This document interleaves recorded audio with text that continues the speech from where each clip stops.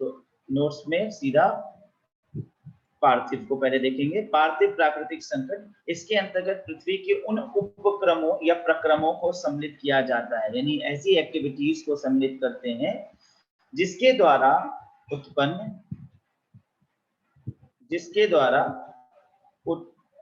आपदापन घटनाएं घटती हैं, यानी डिजास्टर्स घटनाएं घटती हैं। इसके अंतर्गत पृथ्वी के नेक्स्ट पॉइंट है पृथ्वी पार्थिव संकट। पहला भूकंप। तो भूकंप अर्थक्वेक कैसे आता है? जनरली अर्थक्वेक आने के पीछे जो रीजन है,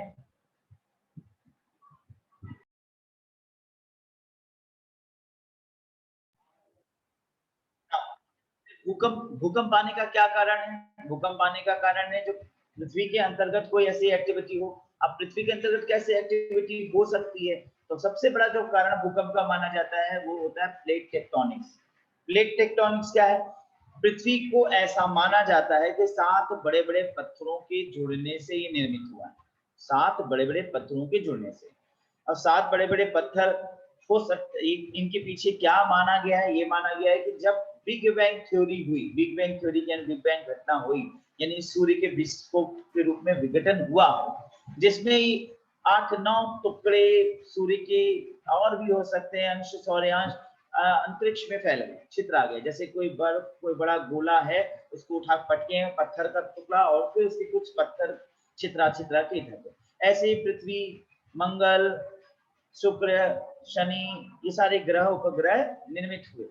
अब ये अपने अपने ग्रेविटेशन फोर्स के वजह से अपनी एक ऑर्बिट का निर्माण कर लेते हैं और उस ऑर्बिट में इनके पास जो आता है वो इनके चारों चक्कर काटने लगता है। ऐसे ही चंद्रमा इनके चक्कर काटने लगा। लेकिन 7 पत्थर ऐसे जो कि कालांतर में एक दूसरे से जुड़ गए, यानी एक तरह से फॉल आउट हो गए एक दूसरे से, और वो एक हुए और काफी समय के बाद वो पिंड का रूप यानी गोल पिंड का रूप ले लिए। लेकिन उनके बीच में जो जर्रा है, जो स्पेस है, वो कहीं ना कहीं से कभी कभी वो एक मूवमेंट होता है और उस मूवमेंट की वजह से जो ऊपर की क्रस्ट है उसमें हमें हलचल दिखती है, परिणाम स्वरूप भूकंप आता है। तो भूकंप आने का ये कारण माना जा सकता है, जो पृथ्वी की इंटरनल एक्टिविटी की वजह से होता हुआ माना जाए। क्लियर? आगे देखते हैं चक्रवात। चक्रवात के ऊपर पूरा एक चैप्टर है, मैं आपको इसको पूरा एक चैप्टर में डेप्थ में समझाऊंगा। अभी इसको साधारण रूप से समझते चलते हैं। चक्रवात साधारण रूप से कहा जाए तो वात यानी कि वायु, और चक्र यानी हवा यानी गोला। तो वायु का गोला में घूमना, गोले में घूमना। अभी वायु गोले में क्यों घूमते हैं, क्या कारण है, ये चक्रवात वाले चैप्टर में पूरा क्लियर करेंगे। इसके बाद ज्वालामुखी। ज्वालामुखी क्या है? पृथ्वी के अंदर मैग्मा है, पृथ्वी के अंदर तमाम गर्म मॉल्टेन रॉक्स इत्यादि भरा हुआ है। अब वो भरे रॉक्स जो मॉल्टेन रॉक्स हैं वो अंदर ही अंदर कभी ना कभी वो पृथ्वी की सतह से निकल के बाहर आने की हो जाते हैं, जिनका कारण हो सकता है इंटरनल एक्टिविटी, प्लेट टेक्टोनिक्स, बहुत से ऐसे कारण हो सकते हैं। अब जहां सतह कमजोर होगी वहां पर वो एक प्रकार से तनाव मारेगा और फिर वो फूट के बाहर आ जाएगा। ऐसी स्थिति में अर्थक्वेक वो हम कहेंगे वोल्केनिक इरप्शन कहेंगे, जिसमें पृथ्वी के अंदर जो गर्भ में भरा हुआ गले, पत्थर, लोहे, सिलिकॉन, जिंक, ये सारी चीजें, बहुत सी गैस इत्यादि, लिक्विड, नॉन लिक्विड, सारे मटेरियल्स बाहर आ जाते हैं और वो भी आपदा होता है। इसके बाद बाढ़। बाढ़ जनरली आप समझते हैं कि बारिश तीव्र गति से हुआ, बादल का फट जाना और बड़ी तीव्र गति से थोड़ी ही देर में पता चला कि पूरे क्षेत्र में पानी ही पानी हो जाता है, और उस पानी के आए अचानक भवंडर से हलचल मच जाता है और उसको हम बाढ़ कहते हैं। ठीक है। नाउ अब वो घटनाएं जो पृथ्वी के बाहर से पृथ्वी पर घटित होती हैं, तो वो है नॉन टेरेस्ट्रियल। पृथ्वी के बाहर से घटित आपदाओं को पृथ्वीतर आपदाएं कहते हैं। ऐसे आपदाएं हैं जो पृथ्वी के बाहर से होते हैं, उन्हें पृथ्वीतर, ठीक है, बाहर से होना। यह क्षुद्र ग्रह, मध्यवर्ती ग्रह उच्छल तारों के टक्कर के कारण उत्पन्न होती हैं। अब इनका मतलब क्या है कि अगर कोई मीटियोर क्षुद्र ग्रह पृथ्वी के अंदर आ जाए, अब पृथ्वी के अंदर आ जाए यानी पृथ्वी जा रहा है, सपोज करिए क्रॉस कर रहा है, और वो पृथ्वी के ऑर्बिट के पास आ गया और पृथ्वी के गुरुत्वाकर्षण प्रभाव से पृथ्वी के चक्र में आ गया, और उसके बाद वो पृथ्वी के पास आकर गिर जाए और चाइना धंस जाए, ठीक है। तो ये एक बड़ा पारापार्थिव घटना होगी। अब जनरली ऐसा नहीं होता, अब होने को तो आज अभी इसी वक्त हो सकता है, लेकिन अगर ऐसा हुआ तो दुनिया पल भर में खत्म हो सकती है।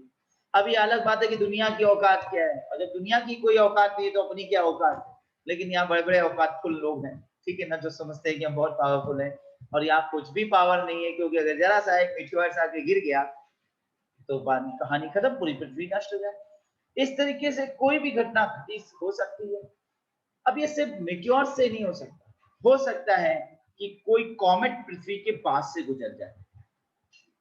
एक हेलिस कॉमेट आपने फेमस सुना होगा, जो काफी वर्षों के बाद आता है, 76 मीटर साल में। ऐसे ही एक कॉमेट है जो कहते हैं 376 साल में आता है, जो बड़ा पावरफुल है, नाम अभी याद नहीं आ रहा है। उसके विषय में ये कि वो जिस भी ग्रह के पास से गुजरता है उसमें इतना जबरदस्त मैग्नेटिज्म है कि वह उस ग्रह का पूरा पूरा वायुमंडल खींच। कल मान लीजिए कालांतर को कोई ऐसा कॉमेट पृथ्वी के पास से गुजर जाए जिस पर पृथ्वी पर मौजूद सारा वायुमंडल ही खींच जाए, ऑक्सीजन, कार्बन डाइऑक्साइड सब चला जाए। अब मान लीजिए हल्के ही गैसेस चले गए तो भी संरचना बदल जाएगी। ऐसी स्थिति में पृथ्वी का जीवन शून्य हो जाए।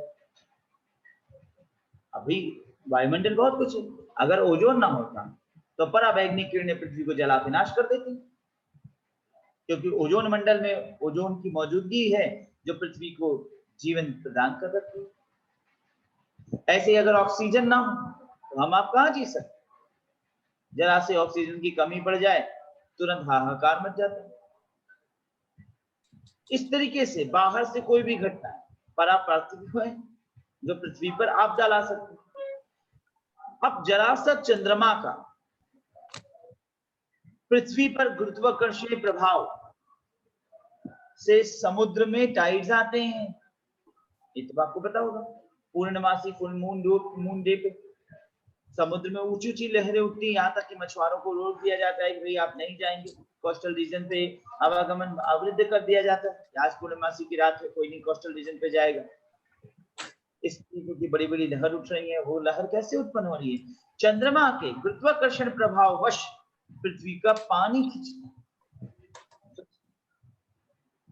तो अब जरा सोचिए, हमारा शरीर भी 70% पानी से बना है, तो हमें भी पानी का एक प्रकार से खिंचाव उबाल आता होगा, रक्त का उबाल आता होगा। अब इस सब चीजों के पीछे ज्योतिषी बहुत कुछ कहते हैं ना कि ये माला, ये पत्थर, ये तमाम चीजें पहनी, ये कंठन माला जिसकी वजह से आपके शरीर में तापमान मेंटेन है, पूर्णमासी वाले रात जरूर इसको पहनी, ऐसे ऐसे कहा जाता है। तो ये तमाम चीजें एक प्रकार से घटनाएं घटती हैं जो परापार्थिव घटनाएं, ठीक है। अब इसमें देखिए, या क्षुद्र ग्रह मध्यवर्ती ग्रह पुच्छल तारों के टक्कर कारण उत्पन्न होती है। इसके अतिरिक्त ऐसी चुंबकीय अन्य गतिविधियां जो किसी परापार्थिव संरचना के माध्यम से उत्पन्न हो, उन्हें भी इनमें सम्मिलित किया जाता है। अब यहाँ पर क्या क्या, महासागरों में ज्वारीय तरंगे, वेव्स इन ओशन, तो महासागर में जो तरंगे उठ रही हैं उनका ये एक एग्जाम्पल हो गया। जलवायु में परिवर्तन, मैंने अभी बताया कि अगर मान लीजिए कि कोई पुच्छल तारा पास से गुजर जाए और सारा ऑक्सीजन खींच ले जाए तो जलवायु में परिवर्तन होगा, क्लाइमेट चेंज। स्थलाकृतियों में परिवर्तन, कोई मीटियोर सा गिर जाए और चाइना घुस जाए, वहां समुद्र बन जाए, पूरा इंडियन ओशन का पानी चला जाए उसमें, ठीक है ना, तो ये क्या होगा, स्थलाकृति में परिवर्तन, और पूरा ओशन सूख जाएगा और पूरा ओशन का पानी चाइना में चला जाएगा और चाइना जमीन के अंदर चला जाएगा। फिर हमारे पास हिंद महासागर सबसे बड़ा है, तो हिंद महासागर हमारा है, जाहिर सी बात है पूरा हिंद महासागर का क्षेत्रफल हमारा हो जाएगा। और इस हिसाब से हम भारत का, जो आप कह रहे थे कि भारत को रशिया में सम्मिलित हो जाए, आपको हमला कर देना चाहिए, कुछ नहीं, हम ही सबसे बड़े हो जाएंगे, ठीक है। समुद्र बड़ा है। अब यहाँ पे कई बार हम बचपन में ऐसे ही सोचते थे कि अगर ये पानी सूख जाए, हमारा अपना सोचना था इंडियन ओशन का, तो इंडिया कितना बड़ा हो जाए। तो कहीं ना कहीं से हम लोग बचपन से अपने देश को प्यार करना शुरू कर देते हैं। तो सोचते थे इंडिया पूरा यहाँ से यहाँ तक इंडियन ओशन, नीचे जहां तक पूरा एंटार्क्टिक जोन नहीं आ जाता है, तो पता चलेगा इतना बड़ा इंडिया हो जाएगा, रशिया छोटा सा हो जाएगा, सारा पानी सूख जाए तो। लेकिन यहाँ पर लेकिन लगा हुआ है, अंतरराष्ट्रीय नियमों के अनुसार सिर्फ 12 नॉटिकल मील तक हमारा क्षेत्र होता है। ऐसे में 12 नॉटिकल मील तक ही हम अपना कह सकते हैं। अब इस हिसाब से हम यहाँ की बात करें, अंडमान निकोबार, हम अपने सारे परीक्षण यहाँ पे करते हैं श्रीहरिकोटा से, इसीलिए क्योंकि यह क्षेत्र और यह क्षेत्र पूरा स्टेट हमारा, अंडमान हमारा और अंडमान और ये क्षेत्र आंध्र प्रदेश श्रीहरिकोटा से, ठीक है ना। यहाँ से अगर आप कोई परीक्षण करेंगे ये देखिए यहाँ पूरा एरिया हमारा है, यहाँ लॉक होता है और इस एरिया में आवागमन ज्यादा जरूरी है। हाँ, ये बात है, अंतरराष्ट्रीय रूट बनाया गया है, अंतरराष्ट्रीय रूट बनाया गया क्योंकि हम 12 नॉटिकल माइल तक अपना है, लेकिन चूंकि इधर भी हमारा क्षेत्र, इधर भी हमारा क्षेत्र, इसलिए ये क्षेत्र हमारा एक प्रकार से सेफ है। अब साउथ चाइना सी के विषय में आपने सुना होगा, चाइना का जो साउथ चाइना सी है, चाइना क्या कहता है पता है? कहता है मेरे साउथ चाइना सी से कोई नहीं गुजर सकता, ये पूरा सी है हमारा। अब इधर अजीब गुंडागर्दी है, नक्शे पे देखिए अगर आप साउथ चाइना सी, यहाँ साउथ चाइना सी पे जरा तो देता है ये साउथ चाइना सी। अब ये कहते हैं कि पूरा ईस्ट चाइना सी और इधर साउथ चाइना सी ये पूरा हमारा है और यहाँ से कोई गुजरेगा नहीं, गुजरेगी अगर जापान को शिप ले जाना है तो यहाँ से गुजरना है, ये पूरा हमारा। अतिक्रमण इतना करेंगे जितना ठीक लगे, बाकी सब 12 नॉटिकल माइल और ये करेंगे पूरा अतिक्रमण। इनका बस है जो स्ट्रॉ से समुद्र का पानी निकाल करके पी जाए और पूरी जमीन घोषित कर दे हमारी, ठीक ना। चलिए आगे बढ़ते हैं। अर्थक्वेक, पृथ्वी के आंतरिक भाग की तापीय दशाओं में परिवर्तन। अब थोड़ा सा अर्थक्वेक पे नोट्स दे रहा हूं क्योंकि मैंने देखा अर्थक्वेक पे नोट्स आज कई सालों से नहीं आया, मैंने देख लिया लगभग, मैं देख रहा हूँ 7-8 साल से अर्थक्वेक पे क्वेश्चन ही नहीं आया। अब फालतू के अर्थक्वेक पे बहुत पढ़ाने की जरूरत नहीं, ज्योग्राफी आप विद बनाना हो आपको, भूगोल विद्या, इसलिए बस मेजर पॉइंट्स को पढ़ा रहे हैं। तो पृथ्वी के आंतरिक भाग की तापीय दशाओं में परिवर्तन तथा ऊर्जा के निकालने से भूपृष्ठों में अकस्मात को कंपन कहते हैं। भूकंप से उत्पन्न तरंगों का घातक प्रभाव हजारों वर्ग किलोमीटर तक आता है। भूकंप में 3 तरह की तरंगे के कंपन उत्पन्न होते हैं और यही मस्ट है क्योंकि जो क्वेश्चन आया अभी तो तरंगों पे ही आया है। कौन सी तरंगे ज्यादा घातक हैं, कौन ऐसी तरंगे हैं जो तीनों क्षेत्रों में गुजर सकती हैं, ये सारे प्रश्न बनते हैं। तो जरा इन तरंगों को देखें। सबसे पहले प्राथमिक तरंगे यानी पी वेव्स है। यह तरंग पृथ्वी के अंदर प्रत्येक माध्यम से होकर गुजर सकती है, यानी कि ये ऐसी तरंग जो सॉलिड से भी, लिक्विड से भी और गैस से, तीनों क्षेत्र से होकर गुजरेगी। तो सॉलिड, लिक्विड, गैस तीनों क्षेत्र से होकर गुजरता है, ठीक है ना। ये इसका औसत वेग यानी एवरेज इसकी स्पीड या वेलोसिटी 8 किलोमीटर प्रति सेकंड, 8 किलोमीटर एक सेकंड में ये सफर तय करती है। 8 किलोमीटर एक सेकंड पृथ्वी के दृष्टिकोण से बहुत तीव्र नहीं हुआ, ठीक है ना। यह गति सभी तरंगों से अधिक होती है जिससे यह तरंगे किसी भी स्थान से सबसे पहले पहुंचते हैं, लेकिन पृथ्वी के दृष्टिकोण से देखें तो ये सबसे तीव्र है 8 किलोमीटर एक सेकंड में। अब 8 किलोमीटर एक सेकंड में, और इसे प्राथमिक वेव्स कहते हैं, लेकिन क्या ये सबसे ज्यादा खतरनाक है? आगे देखते हैं खतरनाक में कौन है। द्वितीयक तरंगे देखिए, इसे अनुप्रस्थ तरंगे भी कहते हैं। यह तरंगे केवल ठोस माध्यम से होकर गुजरती हैं। अब ये एक इंपॉर्टेंट पॉइंट मिला कि ऐसी तरंगे जो केवल ठोस से होकर गुजरेंगे, केवल सॉलिड से, यानी कि सतह पे ही रहेगा, सतह के अंदर नहीं जाएगा और समुद्र के अंदर ये गुम हो जाएगा। यानी समुद्र में कौन सी तरंगे नहीं दौड़ेंगी, ये पॉइंट मिल रहा है ना, समुद्र के अंदर कौन सी तरंगे नहीं। अगर क्वेश्चन आता है ये सुनामी लहरें उठी, तो सुनामी लहरों पे कौन सी तरंगे जिम्मेदार नहीं होंगी? एस वेव्स नहीं होंगी, ठीक है ना, द्वितीय तरंगे नहीं होंगी। ये पॉइंट्स है सारे, यही सारे क्वेश्चंस घूम के आते हैं। इनका औसत वेग कितना है? कम है, 3 से 4 किलोमीटर प्रति सेकंड होगा, ठीक है। नेक्स्ट पेज दे लीजिए आप लोग।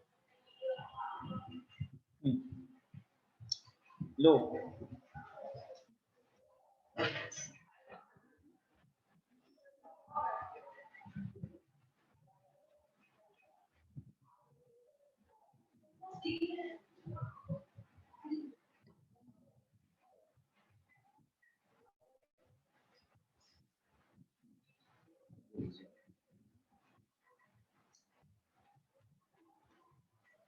इसके बाद अगला है लव वेव्स।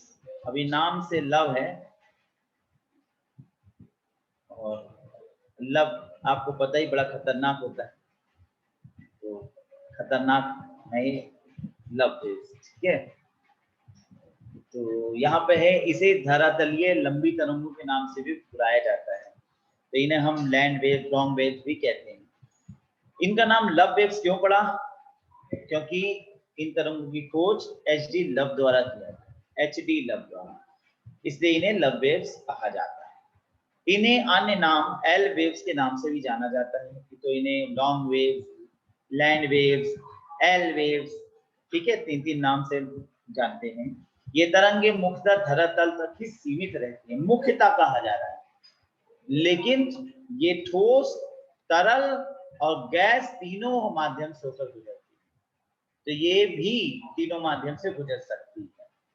ठोस, तरल, तरल ला कर दीजिए, तरल और गैस तीनों माध्यम से होकर गुजरती है। इसका वेग 1.5 से 3 किलोमीटर प्रति सेकंड होता है। अब एक पॉइंट नीचे लिख लीजिए इसी में, ये तरंगे सबसे ज्यादा घातक होती हैं, अर्थात सबसे ज्यादा विध्वंसकारी होती है, सबसे ज्यादा घातक होती है। Most dangerous results are more destructive, results are most destructive.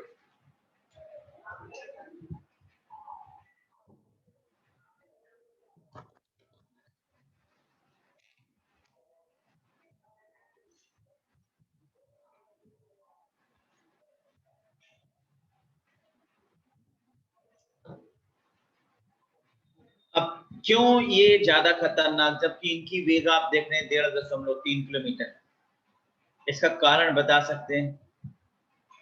बताइए प्रीति, क्या कारण? हम इनको क्यों खतरनाक मानते हैं? सबसे ज्यादा खतरनाक होती है, जबकि गति आप देख रहे हैं 1.3 किलोमीटर, 1.5 से 3।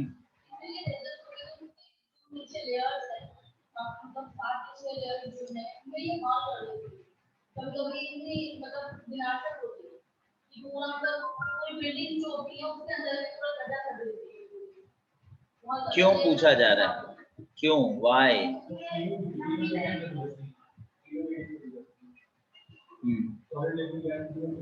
तीनों मीडियम से तो गुजर सकती है, बात तो सही है, ये तो इसमें कोई दो राय नहीं है, तीनों मीडियम से तो गुजर सकती है।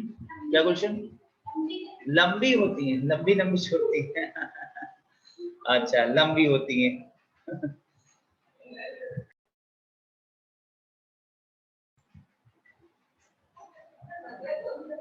चलिए मैं बताता हूँ।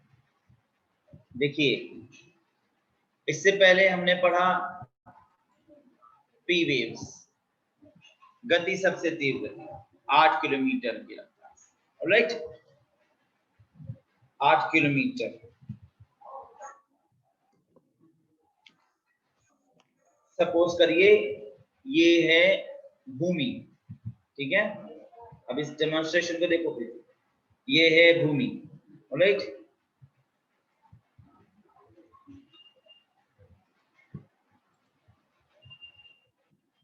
अब पी वेव्स आ रहे हैं,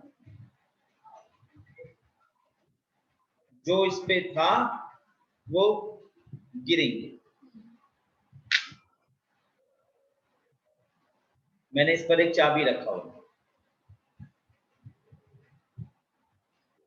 अब देख रहे हैं जो जमीन से चपकी चीजें, छोटी चीजें हैं, उनको नुकसान नहीं होगा, लेकिन अगर कोई बड़ी चीज रख दे, मैं नहीं चाहता कि कोई मेरे लग गिर जाए, लेकिन फिर भी मान लीजिए मैं ग्लास रख दूं और अभी मैं इसको ऐसे करूंगा तो ये फटाक से गिर जाएगा।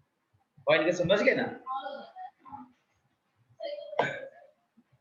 तो इसमें नुकसान होगा, नुकसान तो अर्थक्वेक में हो गई। चलिए, अब ये था पी वेव्स। अब इसके बाद हम एस वेव्स की बात करें, जिनकी गति तीव्र और सॉलिड पे ही है। एस गिव्स, आप समझिए कि एस वेव आ है,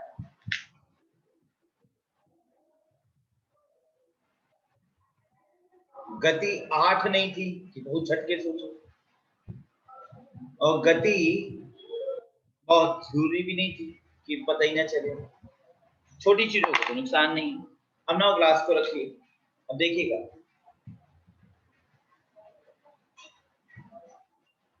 ग्लास से उठा, फिर तब तक में रुक गया, नहीं गिरा, बच गया, ठीक है ना। छोटी चीजें, मूवमेंट लेस हुआ। लेकिन अब जरा हम एल बेस पे आते। एल बेस में क्या हो रहा है? एल बेस में ग्लास को पहले रखता हूं, बड़ी मान लगातार शेक कर रहा है, लगातार शेकिंग हो रहा है, धीमे ही हो रहा है लेकिन लगातार शेक हो रहा है, यानी लैंड जो है कुछ यू हर समय हो रहा है।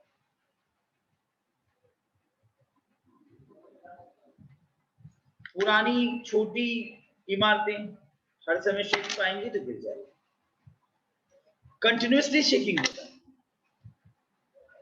अब एक उदाहरण समझिए, एक व्यक्ति घर से कहीं जा रहा है, he got an accident, तत्काल मृत्यु हो गई। चलिए, नुकसान है, परेशानी है। लेकिन एक व्यक्ति घर से जा रहा था और उसका एक्सीडेंट हुआ,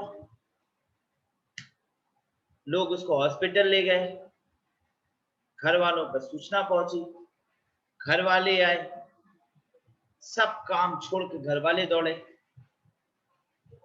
हॉस्पिटलाइज्ड जो भी सिचुएशन थी सब दौड़ दौड़ के लाना शुरू करे, डॉक्टर को लाना शुरू करे, बड़े से बड़े डॉक्टर। फिर ये हुआ इस हॉस्पिटल नहीं अगले हॉस्पिटल, वहां शिफ्ट किया, दिल्ली ले गए, मेदांता ले गए, जान बचाने की पुरजोर कोशिश की जा रही है। पता चला कोमा में चला गया, 6 महीना पूरा घर डिस्टर्ब, 6 महीना पूरा घर डिस्टर्ब है, रोज लोग निकल रहे हैं, खाना बना रहे हैं, डॉक्टर कह रहे ये भी अपना घर जीवन सबका रुक गया।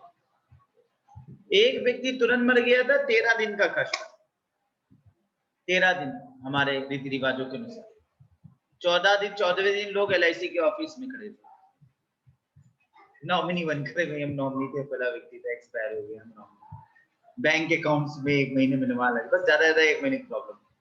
लेकिन अगर कोमा में चले गए हैं तो अब रोज जब तक, तो जो चीजें धीमे धीमे रहती है ना ज्यादा कष्ट देती, और कोई चीज होके खत्म हो जाए तो वो एक बार को जितना कष्ट होना था हो गया, इसीलिए ये ज्यादा विध्वंसक है, क्योंकि ये चलती रहेंगी शेकिंग, काफी लंबे समय तक शेकिंग करेंगे तो जर्जर चीजें हैं वो खत्म हो जाएंगी,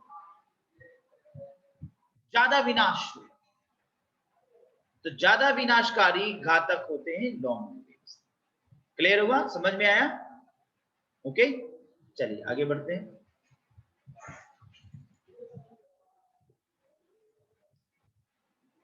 अब हम लोग पढ़ेंगे विश्व के 5 बड़े भूकंप, और ये 5 बड़े भूकंप ये इंपॉर्टेंट इसलिए क्योंकि एग्जामिनेशन में इनका क्रम भी पूछा गया एक बार। तो अब तक का आया सबसे भयंकर भूकंप 1960 में आया था, लगभग 60 साल तो बीती गया, 61-62 साल हो रहा है। 22 मई से 1960 में वाल्डिविया चिली, वाल्डिविया अर्थक्वेक के नाम से इसका परिमाप, भूकंपों का माप जो होता है वो मैग्नीट्यूड में किया जाता है, परिमाप यानी मैग्नीट्यूड, मैग्नीट्यूड स्केल इसका था 9.5, ऑलराइट। इसके बाद 27 मार्च 1964 में अलास्का, अलास्का जो अमेरिका का हिस्सा है, पहले कनाडा का था, और कनाडा ने बाद में इसे अमेरिका को भेज दिया, अब ये पूरा अलास्का किसका हो गया? अमेरिका का। अब नक्शा हम देख सकते हैं, वो कनाडा से कटा हुआ हिस्सा, कनाडा को की इकोनॉमी बड़ी कमजोर थी, तो कनाडा ने जो है ये हिस्सा पहले यूरोपीय दिया, फिर यूएस अमेरिका, छोटा मोटा ऐसा नहीं है, इतना बड़ा कंपनी भारत के काफी बड़े लेवल को कवर कर लेता है। अगर हिस्सा एरिया के हिसाब से, समझ रहे हैं? तो कनाडा जो है उसने इस हिस्सा को अमेरिका को पहले लीज पे दिया, फिर अपने रेंट से अडेप्ट को पूरा नहीं कर पाया, फिर उसने पूरा बेच दिया। उस समय जब बेचा तो ये मात्र जंगल था, कोई यूसेज नहीं था, यूटिलिटी नहीं था, आधे से ज्यादा बर्फ से भरा था। लेकिन बाद में अमेरिका ने काफी इस पर सर्च किया और फिर देखा कि यहाँ बड़े बड़े यूरेनियम के भंडार निकला है, पेट्रोलियम पदार्थ निकला है, ये काफी रिच एरिया, और जो जंगल थे वहां काफी लकड़ी मिली। तो अमेरिका को बहुत बड़ा फायदा हुआ। अगर कनाडा पहले पता होता तो शायद ना बेचता। अभी होता है ऐसे, हम लोग आम जीवन में कोई चीज खरीदते हैं, पता चलता है सोने की जमीन मिल गई, भी महंगे में, किसी के लिए कूड़ा ही है। अब मुश्किल हर आदमी के हाथ से आने आती है, देशों के सामने भी आती है। खैर, अलास्का, कनाडा, वहां पर 9.2 का भूकंप आया। ज्यादा नुकसान नहीं हुआ है, क्षति इसलिए कारण की जनसंख्या ही नहीं है सब एरिया में। भाई ऑस्ट्रेलिया की जनसंख्या 2.5 करोड़ है, अमेरिका की जनसंख्या 33 करोड़, भारत से 4 टाइम बड़ा है अमेरिका। रशिया है 14 करोड़, भारत से 17-18 गुना बड़ा है। इतने बड़े बड़े देश हैं, जनसंख्या ही कुछ नहीं। तो भूकंप आएगा तो क्या होगा, जहां पर ज्यादा जनसंख्या वहां नुकसान ज्यादा होगा, और वहां पर जहां जनसंख्या ही नहीं है वहां क्या होगा, पेड़ पत्ते गिरेंगे और क्या होगा। इसके बाद 26 दिसंबर 2004 को हिंद महासागर में सुमात्रा, इंडियन ओशन और इंडोनेशिया को प्रभावित करने वाला इंडियन ओशन अर्थक्वेक आया, और विश्व का सबसे बड़ा अर्थक्वेक माना गया, और क्योंकि सबसे बड़ी जनसंख्या में था, सबसे ज्यादा तबाही फैलाने वाला 9.1 to 9.3, राइट, ये भयंकर तूफान था। इसके बाद 14 नवंबर 1952 को कम चटका रशिया, ये कहाँ आया था, ज्यादा नहीं चटका, कम चटका रशिया में आया था, कम चटका अर्थक्वेक के नाम से 9.0। फिर 11 मार्च 2011 को तोहुकु प्रांत, वो एल है, एल नहीं के है, तोहुकु, TOHUKO, तोहुकु प्रांत में तोहुकु अर्थक्वेक, जापान के तोहुकु प्रोविंस में, प्रोविंस यानी प्रांत में ये अर्थक्वेक आया, और ये भी 9.0 का रिक्टर पैमाने का माना है। तो विश्व के अब तक 5 बड़े भूकंपों की लिस्ट यहाँ पे है। इसके बाद एक इंपॉर्टेंट मैटर है, ये अच्छे से याद करने की जरूरत है। 11 मार्च सन 2011 को तोहुकु प्रांत में आए जापान के इस भूकंप को विश्व का 5वां सबसे बड़ा तेज भूकंप माना जाता है, जिसे विश्व में सबसे ज्यादा तबाही मचाने वाला अब तक का भूकंप माना गया है। इसका केंद्र ओसिका पेनिनसुला, ओसिका पेनिनसुला उन 7 पत्थरों में से एक पत्थर जिससे पृथ्वी निर्मित हुई है, यानी इसका हिलना 10 फरवरी 2014 के जापानी पुलिस एजेंसी के माध्यम से प्राप्त रिपोर्ट के अनुसार इसके तहत 15,885 लोगों के मरने और 6,948 लोग घायल होने की और 2,623 लोगों की गुम होने की संभावना है। मतलब ना के बराबर रिपोर्ट। सरकारी रिपोर्ट वैसे भी ऐसी आती है जिसमें लगता है कि सब अच्छा है, सब बढ़िया है, सब चंगा है, कोई टेंशन नहीं है, ठीक है ना। परंतु ये रिपोर्ट ये बताती है कि कोई भूकंप ही नहीं था। जिस हिसाब से भयंकर भूकंप था और जितना बड़ा तबाही था, मैं आपको आज इसका एक वीडियो भी दिखाऊंगा इस भूकंप से, और क्या क्या इस भूकंप ने तबाही मचाई।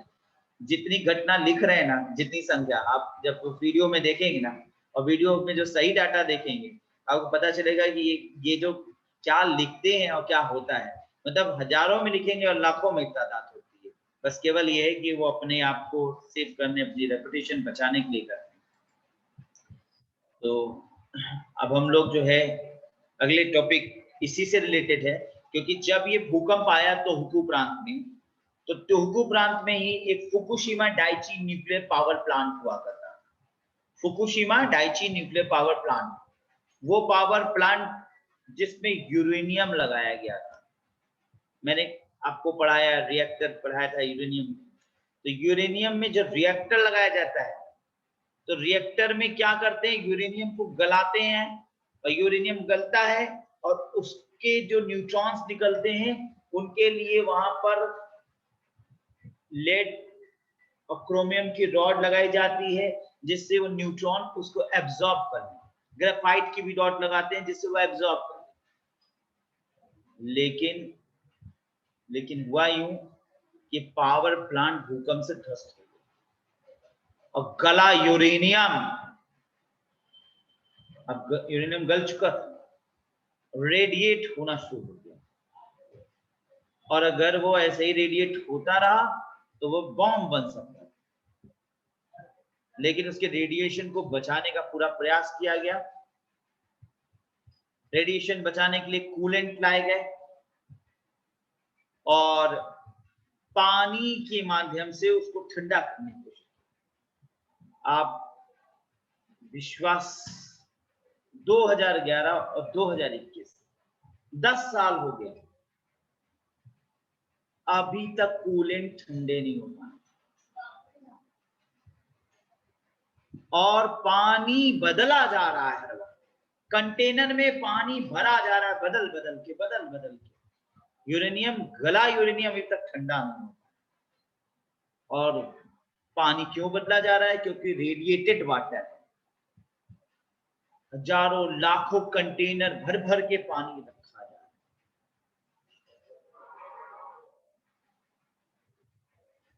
बड़े पैमाने पर इसने क्षति पहुंचाई। सबसे बड़ी प्रॉब्लम, 6000 करोड़ रुपए जापान खर्च कर चुका अब तक कंटेनर में पानी भर भर के। एक टंकी पानी नहीं, सोचिए 10 साल से। अब वो पानी जो है वो रेडिएटेड वाटर, उसे फेंका नहीं जा सकता है समुद्र में ऐसे ही। अब उसकी फिल्टरिंग प्रोसेस शुरू की जाएगी और फिल्टर करने के बाद जो रेडिएटेड तत्व हैं वो डेड होंगे, तब उसे समुद्र में फेंका जाएगा। उसके बाद भी ट्रिनिटन जो एक और रेडिएटेड तत्व होता है वो नहीं डेड होगा। अभी उस पर रिसर्च चल रहा है। यूरेनियम पावर प्लांट लगाया क्यों था? सस्ती बिजली पैदा करने। और अगर वो रेडिएशन फैल जाए और इसी स्थिति आ जाए, एक्सीडेंट हो जाए, तो जान माल तो मरा ही मरा।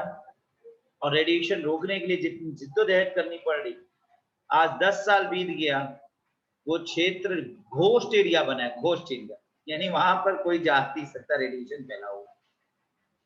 और बहुत से लोग मर चुके रेडिएशन की वजह से। और रेडिएशन को रोकने में 6000 करोड़ रुपया खर्च हो चुका। सस्ती बिजली, ऐसी सस्ती बिजली से अच्छा तो ये है कि न्यूक्लियर पावर प्लांट की प्रोजेक्ट्स को ही बंद कर देना चाहिए। नहीं भाई, ऐसी सस्ती बिजली क्या मतलब है जहां पर भाई कभी भी कोई भी एक्सीडेंट हो सकता है ना। वही यूरेनियम एनर्जी भी दे सकता है और वही यूरेनियम बॉम्ब बन जाता है, जैसा चेरनोबिल न्यूक्लियर पावर प्लांट में हुआ था। पता है, रशिया में 1986 में चेरनोबिल न्यूक्लियर एक्सीडेंट हुआ।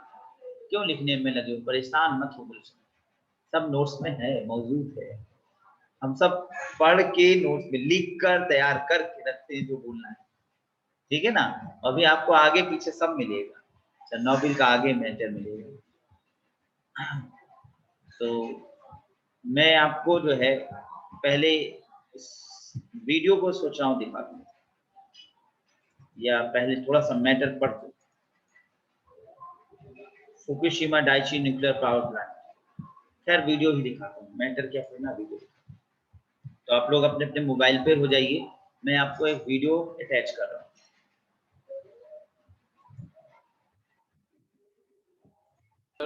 जो लोग लैपटॉप से हैं जी, जो लोग लैपटॉप से हैं वो, अरे आप लैपटॉप पे हो तो लैपटॉप में देखिएगा, आपके लैपटॉप पे डिस्प्ले होगा ना, जैसे मैं दिख रहा हूँ वैसे वीडियो दिखाई देगा। डोंट टेक टेंशन ना।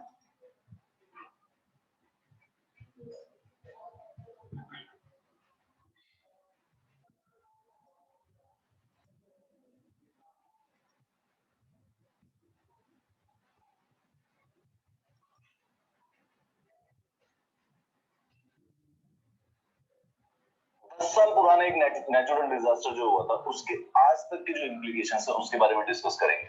नाउ ये कॉमन पॉप नॉलेज की बात है कि 2011 में बेसिकली जापान में एक बड़ी सुनामी आई थी, एक 9 रिक्टर स्केल पर 9 का जो था उतना बड़ा बेसिकली एक अर्थक्वेक आया, जिसकी वजह से एक मेजर सुनामी आई। अब उस सुनामी का जो सबसे बड़ा मेजर फॉल आउट था वो ये था कि जापान के कोस्ट पर बना हुआ एक फुकुशिमा नाम की जो जगह पर, यहाँ पर फुकुशिमा न्यूक्लियर रिएक्टर, ये पूरा का पूरा डैमेज हो गया।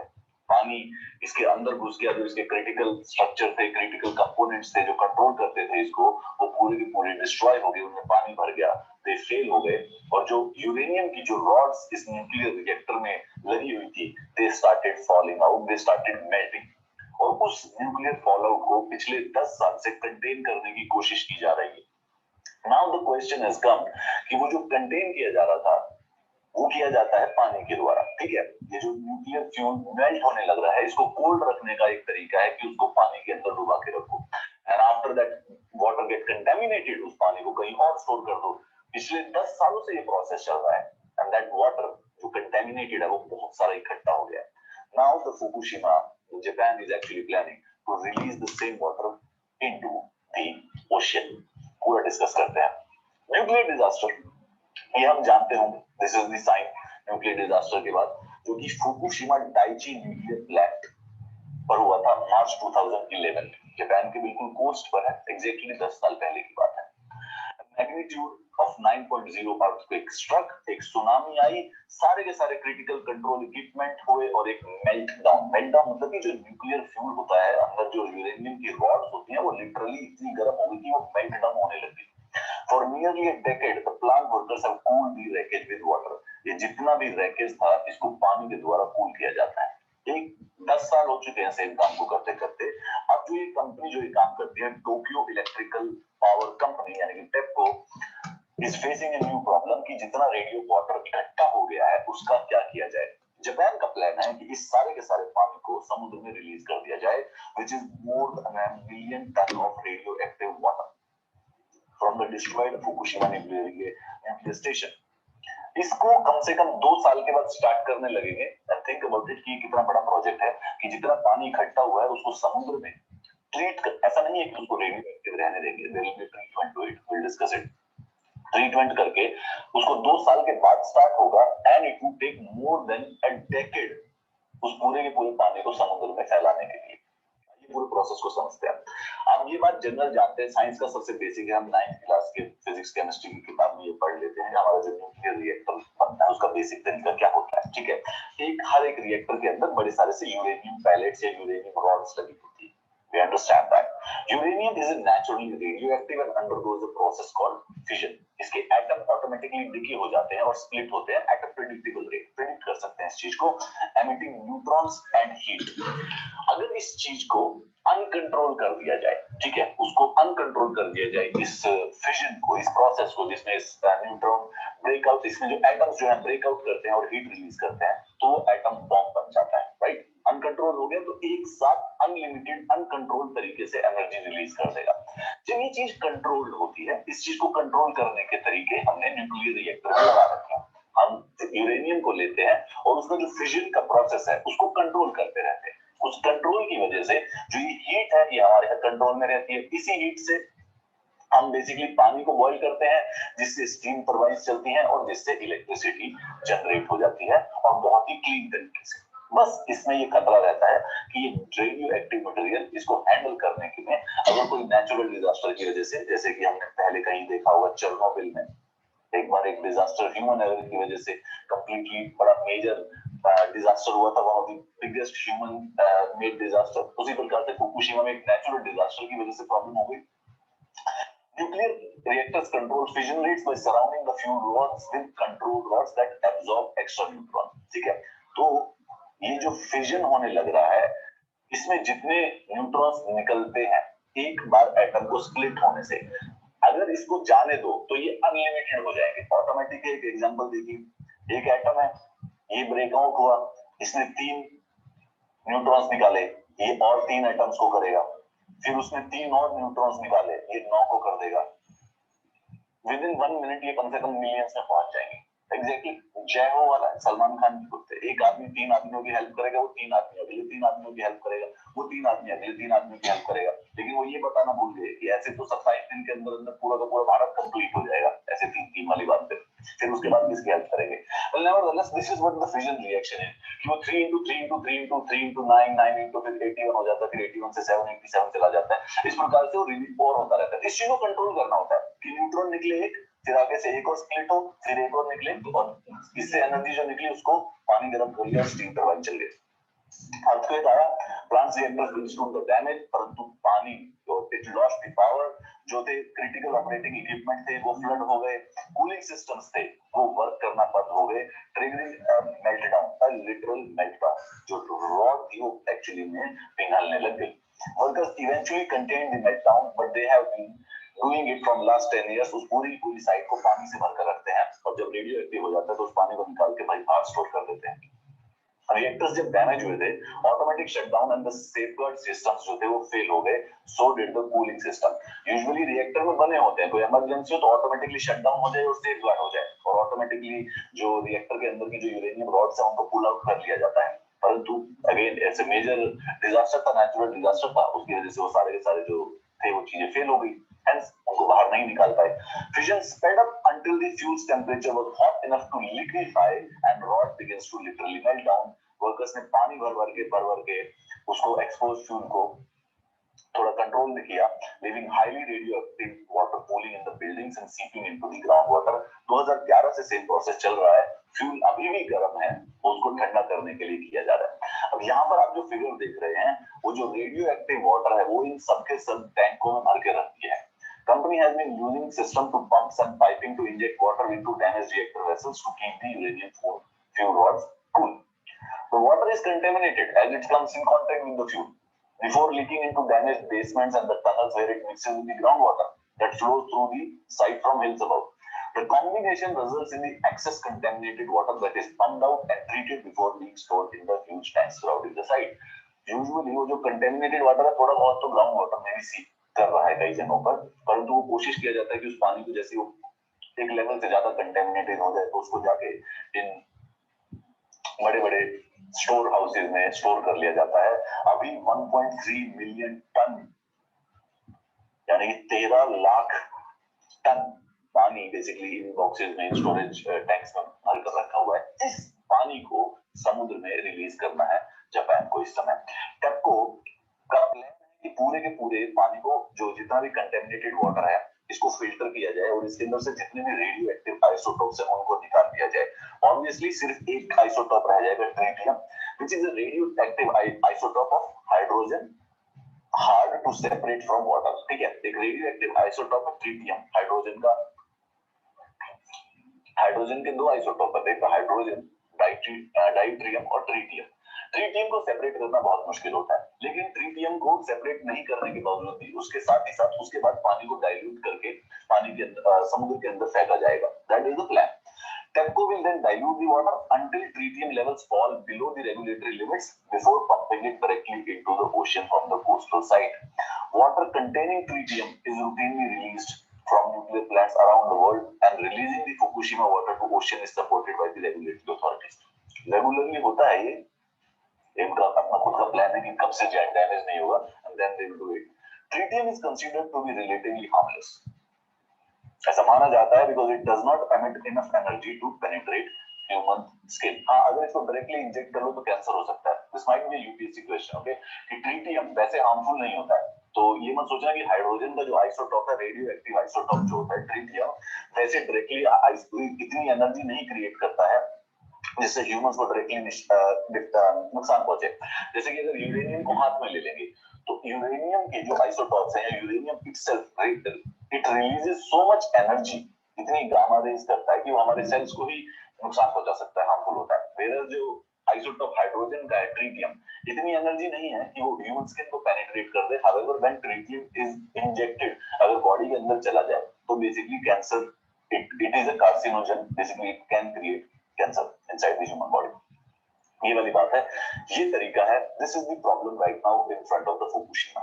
इतना बड़ा प्रॉब्लम उनके साथ, 10 साल से पानी इकट्ठा करे जा रहे हैं वो उसको ठंडा करने के चक्कर में, और उस पानी को अब बेसिकली समुद्र में पहुंचाने की बात है। एनवायरमेंटल डिजास्टर से रिलेटेड ये टॉपिक है। एनवायरमेंट से संबंधित इसमें से कोई क्वेश्चन आ सकता है, टेक्निकली, टेक्नोलॉजिकल या फिजिक्स का ले लो, केमिस्ट्री का ले लो, but when it comes to environment से रिलेटेड मीन्स पर डिजास्टर से संबंधित भी कोई क्वेश्चन आएंगे, ठीक है, या फिर न्यूक्लियर रिएक्टर की फिजिबिलिटी पर क्वेश्चन आएंगे, क्या न्यूक्लियर रिएक्टर बनाने चाहिए, क्योंकि अगर ऐसा मेजर डिजास्टर हो जाता है तो पूरी साइट को ही खत्म कर देता है। Then you will mention the Fukushima nuclear reactor incident as a challenge for the nuclear power reactors.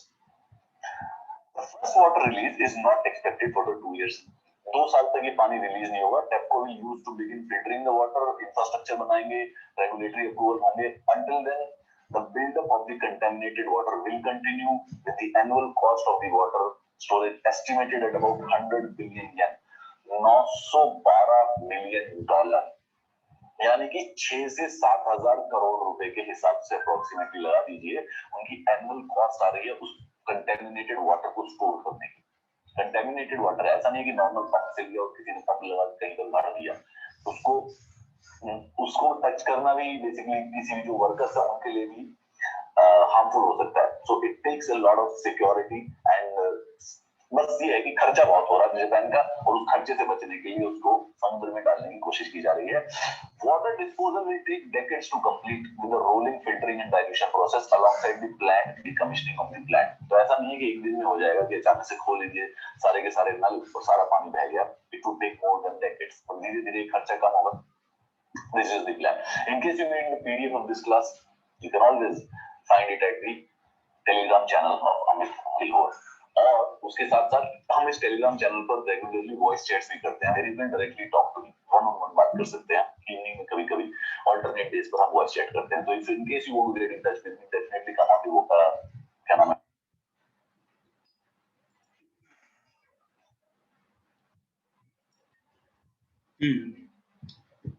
तो ये देखा आपने किस तरीके से इस वीडियो में दिखाया गया और कितना खतरनाक है। तो चलिए नोट्स पे डायरेक्ट चलते हैं, लिंक करते हैं नोट्स को।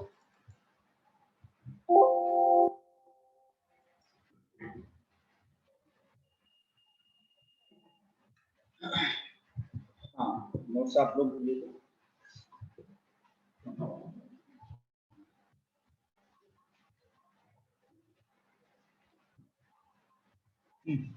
प्रीति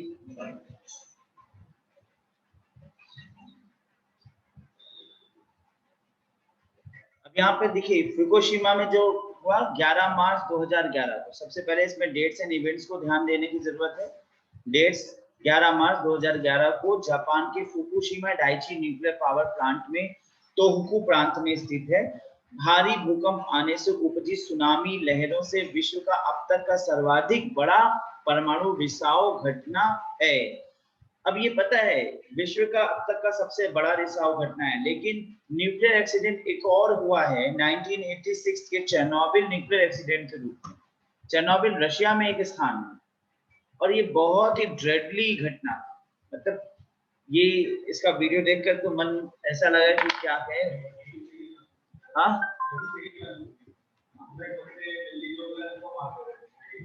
बिल्कुल बहुत बुरा, मतलब रेडिएशंस इसमें मानव के रेडिएशंस को रोकने के लिए मानव को मारने का पूरा किया गया।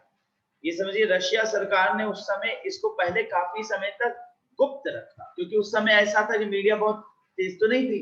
तो एक्सीडेंट जब हुआ तो काफी समय तक सरकार ने इसे गुप्त रखा ताकि दुनिया को ना पता चल पाए। लेकिन अब कहीं ना कहीं से तो मैटर जाएगा ही, क्योंकि एक बड़े क्षेत्र में 1000 मीटर ऊंचाई तक रेडिएशन हवा में फैला, 8000 किलोमीटर तक रेडिएशन फैला, इतना भयंकर रेडिएशन फैला था चेरनोबिल में।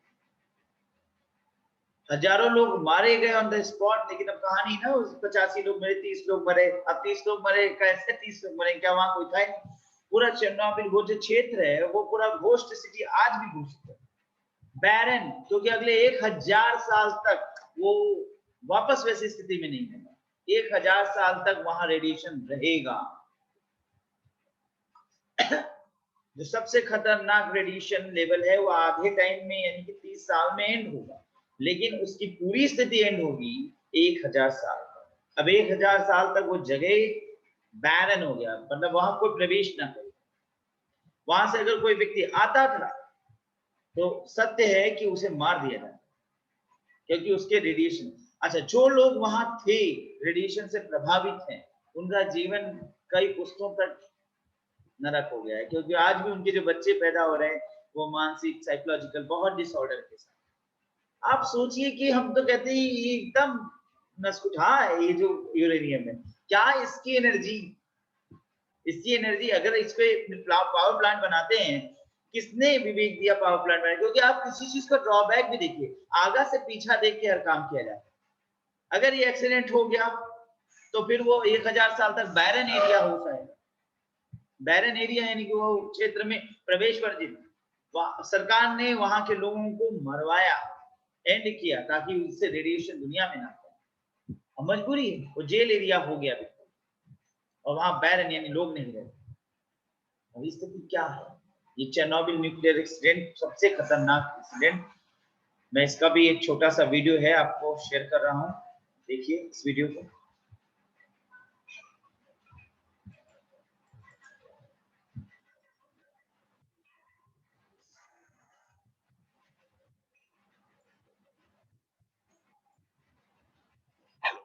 मैं हूँ गौरव, और लापरवाही के अंजाम कितने भयानक हो सकते हैं ये शायद आप सभी।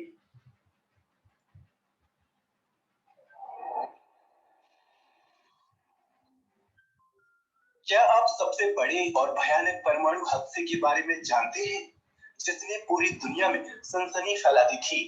तो चलिए आज हम आपको बताते हैं दुनिया के सबसे भयंकर परमाणु हमले के बारे में, जिसका नाम है the Chernobyl nuclear disaster.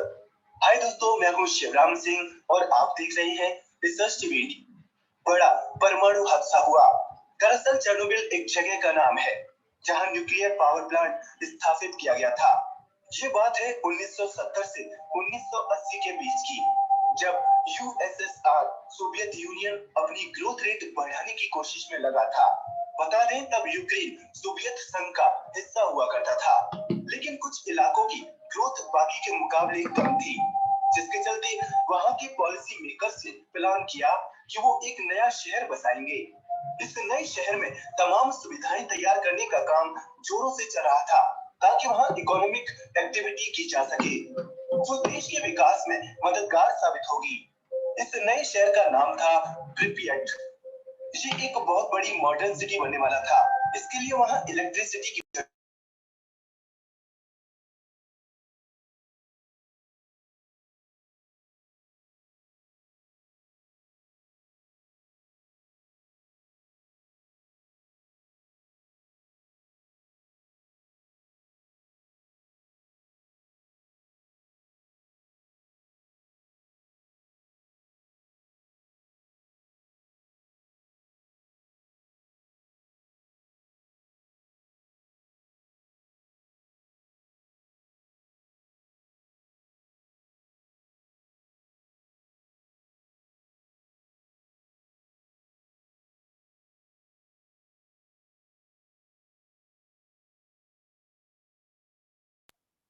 Sir आवाज चली गई है वीडियो की। सर आपने म्यूट किया, वीडियो म्यूट हो गया, आवाज नहीं आ रही है। कुछ अधिकारियों को खुश करने के आवाज चली गई थी क्या? जी सर सर, आपने आवाज म्यूट नहीं आ कर रही। लिया था इसलिए। अरे मैच करते हैं, ताकि वहाँ इकोनॉमिक एक्टिविटी की जा सके, अब आ रही है ना? विकास में मददगार साबित होगी। जी सर, यस जी। Sir, yes sir. ये एक बहुत बड़ी मॉडर्न सिटी बनने वाला था। इसके लिए वहाँ इलेक्ट्रिसिटी की भी जरूरत थी।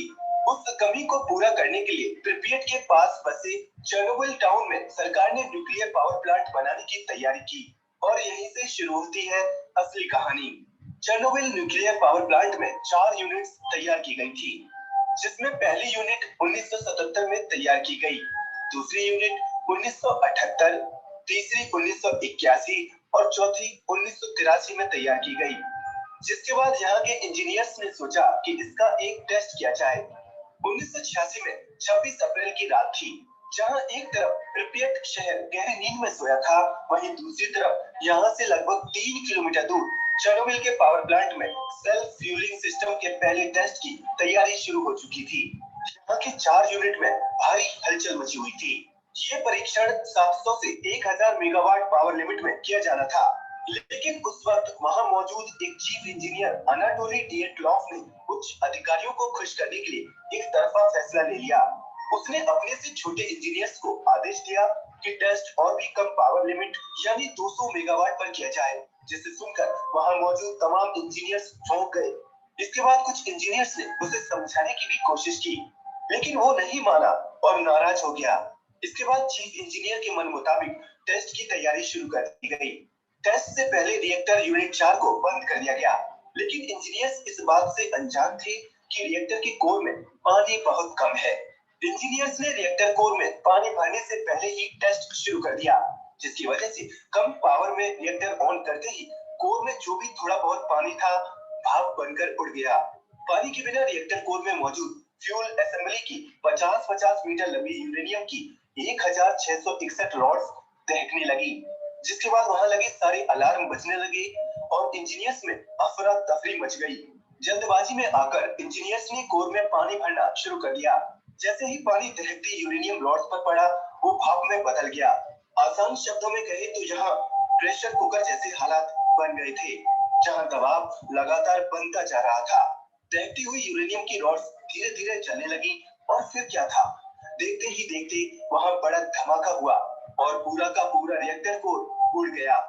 धमाका इतना तेज था कि रिएक्टर कोर के ऊपर लगी 1200 टन की सेफ्टी कैप उखड़कर दूर जा गिरी, जिसके बाद घातक रेडिएशन चारों तरफ फैल गई। रिएक्टर की जगह गहरा काला गड्ढा बन गया, जिससे रेडिएशन से भरी भाप तेजी से फैल गई। इस धमाके के बाद यूरेनियम और ग्रेफाइट जैसे रेडियोएक्टिव मॉलिक्यूल्स की तेज बौछार शुरू हो गई। जानकर हैरानी होगी कि ये बौछार 1000 मीटर ऊपर तक चलती चली गई, जिससे उसके ऊपर के बादल भी रेडिएशन से भर गए। इस जानलेवा बौछार ने रेडियोएक्टिव के पदार्थों को हर जगह फैला दिया।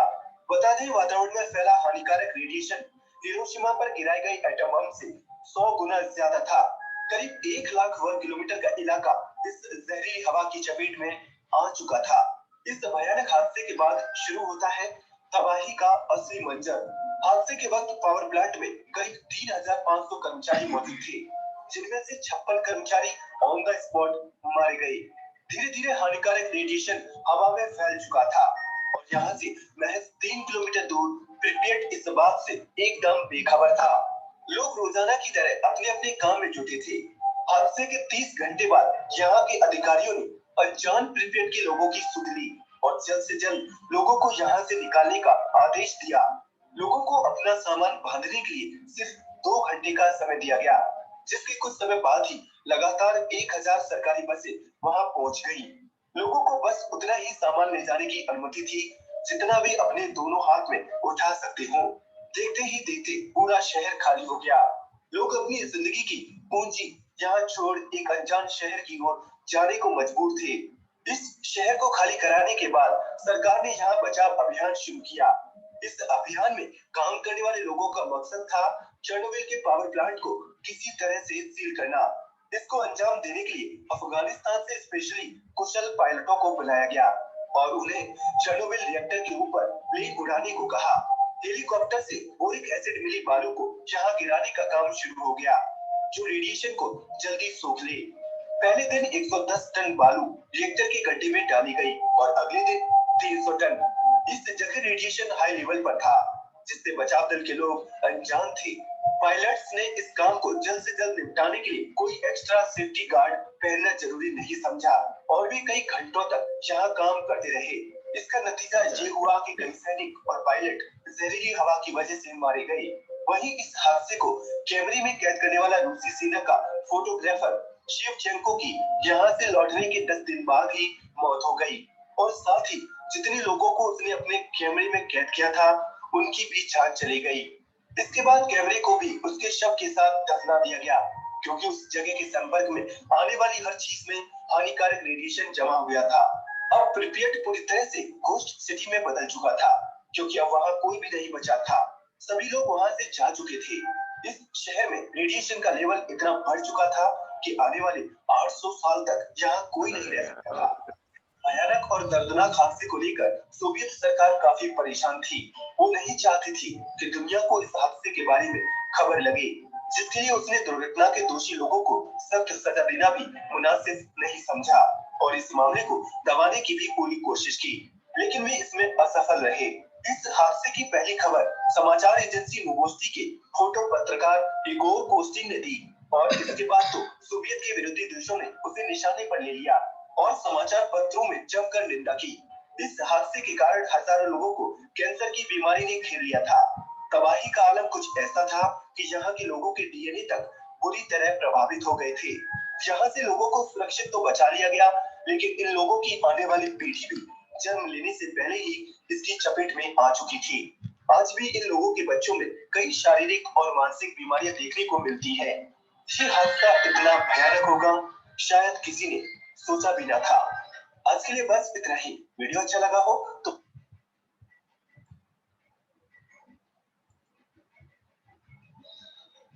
कितना खतरनाक, और ये हमारा इतिहास है।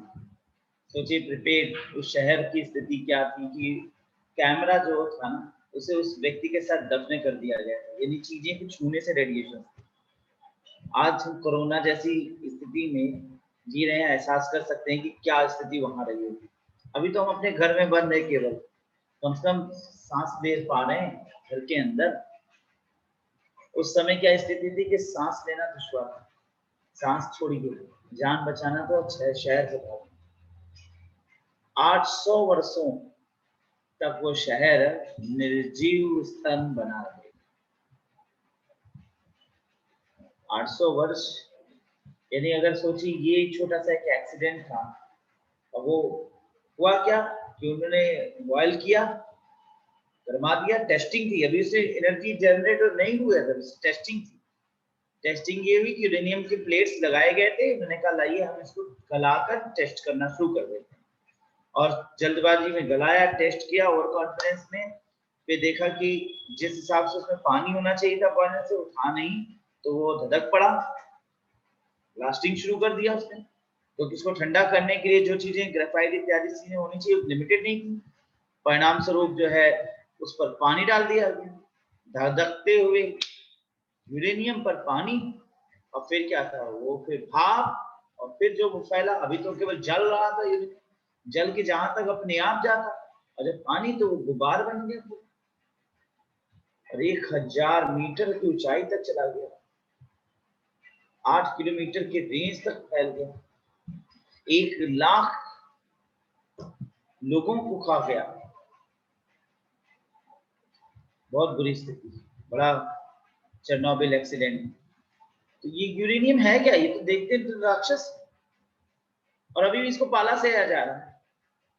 अभी भारत पाकिस्तान के प्रधानमंत्री साहब ने कहा अभी कुछ दिन पहले कि हमने एटम बम कश्मीर के लिए रखा है। मतलब रखा क्या है, कश्मीर पे क्या लगा हुआ है? इतनी सब एक्सीडेंट दिखाई नहीं दे, छोटे से 2 एक्सीडेंट, एक नागासाकी घटना से समझ में नहीं आ रहा है, उसे रखा गया। यूरेनियम को टोटली बैन करना, निशस्त्रीकरण की बात है तो कर दीजिए, इसको पूरे तरीके से बनाना बंद कर देना चाहिए, यहाँ तक कि इसका न्यूक्लियर पावर प्लांट भी बंद कर देना। सब जरा पावर प्लांट अमेरिका का, क्या कभी एक दिन घटना नहीं घट सकती जैसे वो? क्या सारे लोग विवेकशील ही हैं जितने पावर प्लांट में बैठे? एक ऐसे इंजीनियर कितने बेवकूफ नहीं हो सकते? घटना घटने में देर लगेगी। खैर, हमें आपको मैटर बताना है तो हमने समझाया। चलिए आगे बढ़ते हैं। और आप लोगों को ठीक लगा, समझ में आया? Yes sir. जी सर।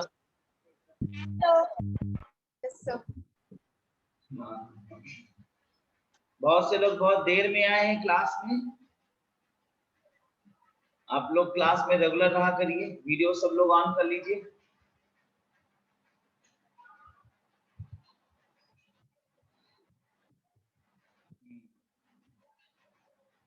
चलिए आगे बढ़ रहे हैं, नोट्स को खोल रहे हैं।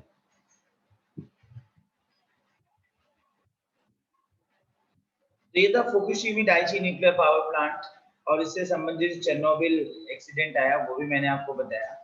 अब बात करते हैं सुनामी। सुनामी यहाँ आप देख रहे हैं इसका एक सिंबल बनाया गया है। तो एक है इमामी, एक है सुनामी। ये सुनामी और इमामी है, ठीक है। जब भूकंप समुद्र तल के सतह पर उपजता है, ये बात पहले समझ लीजिए। देखिए सुनामी क्या है, जनरली भूकंप है, परंतु भूकंप जब समुद्र की तल पर आए, समुद्र का तल भी जमीन है और उस जमीन के नीचे भूकंप आता है। तो कुछ यूं कि जैसे ये ग्लास है वैसे पानी भरा है, और अगर हम इस ग्लास को हिला दें, नीचे से हिला दें, तो जो पानी है वो छलकना शुरू करेगा। और अच्छे उदाहरण के लिए बाथरूम में जो टब है उसमें पानी भर लीजिए और उसको बेस से हिला दीजिए, टब को नीचे से हिला दीजिए। धीमे से हिलाएंगे पानी लोअर खाएगा, लहर खाएगा, लेकिन जैसी जोर से झटके से हिलाएंगे पानी चक्कर बाहर गिर जाएगा, छपड़े खाना शुरू करेगा। अब पूरे समुद्र के पानी को ऐसे हिला दीजिए तो क्या होगा, समुद्र की पानी में बड़े बड़े भंवर उठेंगे, टाइड्स उठेंगे और इतने भयंकर होंगे कि वो पूरे पूरे शहर को ही खा जाएंगे। अब सोचिए कि इंदिरा भवन की ऊंचाई लगभग 7 से 8 मंजिल है, और इससे भी ऊंचाई पे 18 मंजिल 19 मंजिल की ऊंचाई का पानी झटके से अगर शहर में आए, तो बादल फटता है तो बारिश होती है, घंटा 1.5 घंटा आपको लगता है पानी बहुत ज्यादा हो गया, थोड़ा सा पानी पानी हो गया, पानी थोड़ा थोड़ा गिरता, लेकिन एक झटके में अगर पूरा पानी, नदी का पानी भी आता है तो टाइम लगता है, दिखता है धीमे फ्लो होता है, परंतु सागर का पानी अगर इस झटके के साथ कि 18 से 19 मंजिला इमारत की ऊंचाई का पानी अगर चले और वो पूरी भूमि को बहाता चले, तो इसमें घर, व्यक्ति, गाड़ी, सारे चीजें, सब कुछ बह जाता है। तबाही का बहुत भयंकर मंजर। तो समुद्र की जब सतह पर, तल पर भूकंप आता है, कंपन उठता है, तो जो पानी है समुद्र में उसमें लहर हिलोर आता है, और वो हिलोर खा करके नगर की ओर पानी चलता है। इस प्रक्रिया को हम सुनामी कहते हैं।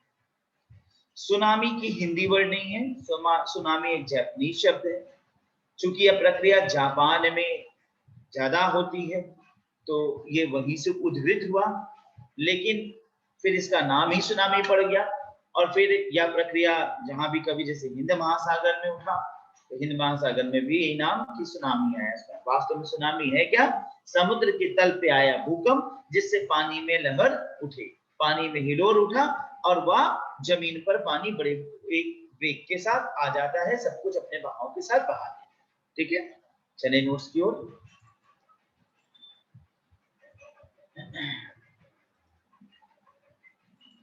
जब भूकंप समुद्र तल की सतह पर उपजता है तो इससे समुद्री तल का हलाहल प्रारंभ हो जाता है, जो कि भारी लहरों के माध्यम से समुद्र के किनारे स्थित स्थल क्षेत्रों को काफी हद तक प्रभावित करता है। इन लहरों को सुनामी लहरों की संज्ञा दी जाती है। ठीक है, अब ये साइन ऑफ सुनामी है, ये आप देख रहे हैं, ये पीले रंग का बीच में, और ये तो जनरली कहाँ लगा रहेगा, जहां पर सुनामी बाहुल्य क्षेत्र है। तो अगर आप कहीं जा रहे हैं तो साइन बोर्ड लगा है, अगर साइन बोर्ड समुद्र के किनारे वगैरह टहलने जाते हैं तो जनरली इस प्रकार का अगर साइन बोर्ड लगा है, अर्थात ये क्षेत्र सुनामी बाहुल्य है, अक्सर यहाँ इस प्रकार की सुनामियां आती रहती हैं। 26 दिसंबर सन 2004 को हिंद महासागर के नीचे आए भीषण भूकंप से उपजी शक्तिशाली सुनामी लहरें भारत के दक्षिण तटीय क्षेत्रों सहित दक्षिण पूर्व एशिया में तबाही लाने वाली विश्व में अब तक की भीषणतम प्राकृतिक आपदाओं में से एक साबित हुई। इस आपदा में लगभग 1.5 लाख से अधिक लोगों की मृत्यु हो गई और इस सुनामी का केंद्र हिंद महासागर में स्थित इंडोनेशिया के सुमात्रा द्वीप को माना गया। अब इंडोनेशिया माना जाता है 20,000 द्वीपों का देश है, और आप सोचिए पानी में अगर सुनामी आएगा समुद्र के लिए, और जो छोटे छोटे द्वीप होंगे वो तो पूरा नहा जाएंगे, खाली हो जाएंगे, सारी जनता सारी वस्तुएं सब समुद्र में आ जाएंगे। क्या स्थिति होगी, वो बाढ़ नहीं है, वो आतंक है। और ये तो सुनामी उठी थी इंडोनेशिया के लिए, और इससे पहले मैंने आपको जो ताहुकू अर्थक्वेक पढ़ाया, ताहुकू प्रांत में आया अर्थक्वेक, उसमें सुनामी भी था।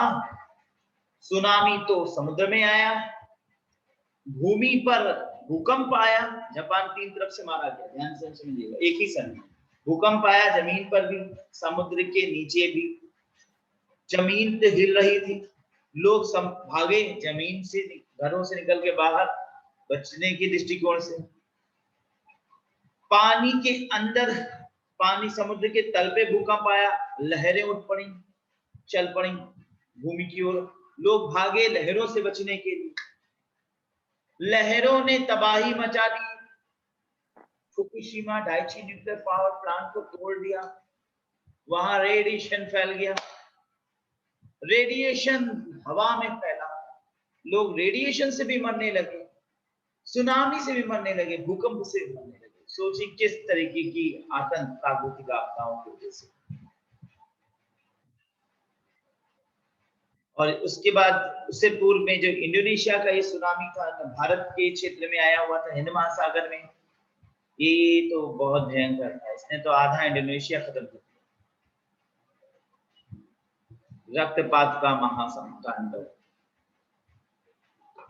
एक वीडियो इसका भी मेरे पास उपस्थित है, आपको दिखाता हूँ।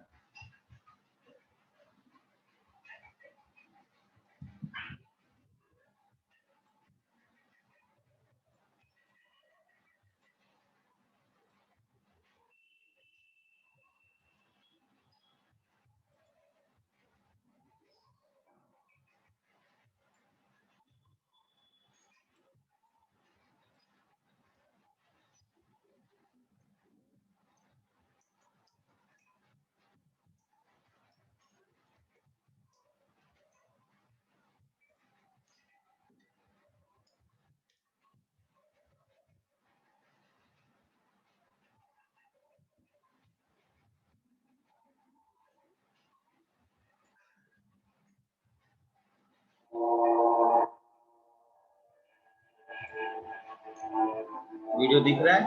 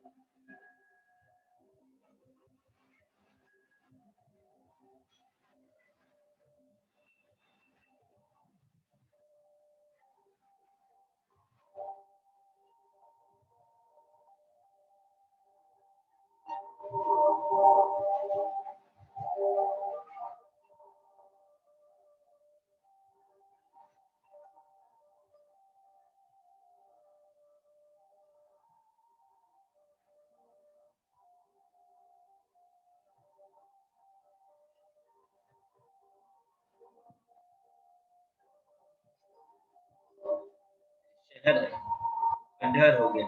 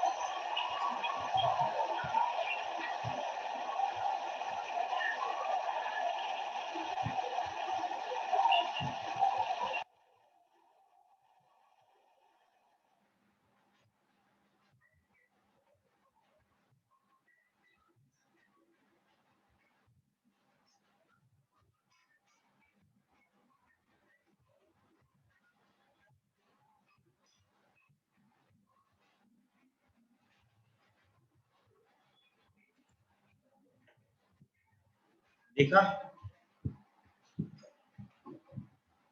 डिजास्टर्स। चलिए अब हम भूल नहीं गए और आप सभी लोगों का टेस्ट, ताकि आप लोग अब थोड़ा कुछ बोलेंगे भी। तो मैंने आज पहले ही क्लास रख दी थी, टेस्ट नहीं लिया। तो चलिए स्टार्ट करते हैं टेस्टिंग से।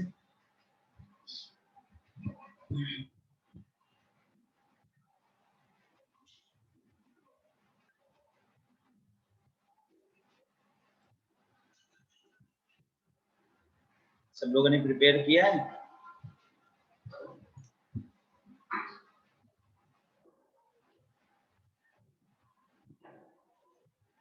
कोई बोल नहीं रहा है, अभी शौक से बाहर नहीं आया लगता सुनामी के शौक में। डिजास्टर सीन देख करके बड़ा मन उदास हो जाता है। हाँ,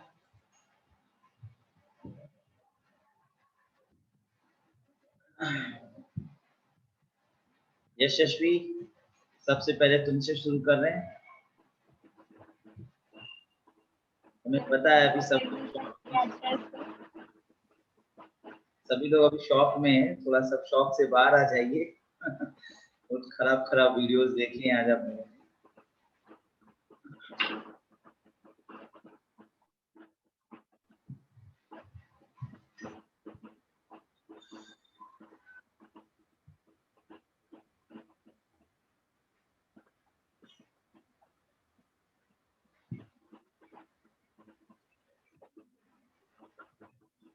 चलिए यशस्वी, पहला क्वेश्चन है आपसे और सभी लोग सुनेंगे, जिसको पता होगा हाथ उठाएगा। Renewable energy policy network for 21st century के अनुसार विश्व में कुल अक्षय ऊर्जा का उत्पादन बायोमास के द्वारा कितना प्रतिशत किया जाता है? बायोमास का कितना रेशियो है, कितना परसेंटेज है टोटल में एनर्जी कंट्रीब्यूशन? नहीं पता। सही जवाब जिसको पता है हाथ उठाए। गुलशन,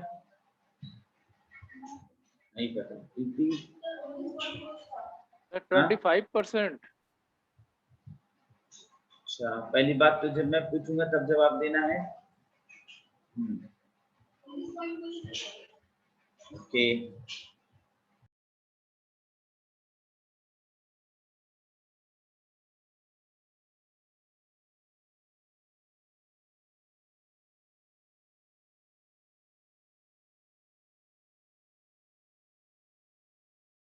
ठीक है, 19.3% है।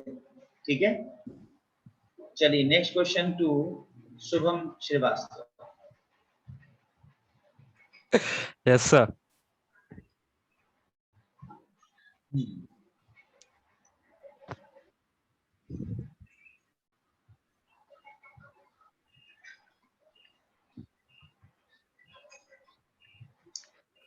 साधारण क्वेश्चन है, वर्तमान में नई दिल्ली को दुनिया का सबसे प्रदूषित शहरों में किस रैंक पर रखा गया है? सर 5th नंबर पे। 5th number? 8th है सर, 8th है सर, ऐसे ही कुछ है, 8th या 5th में। 5th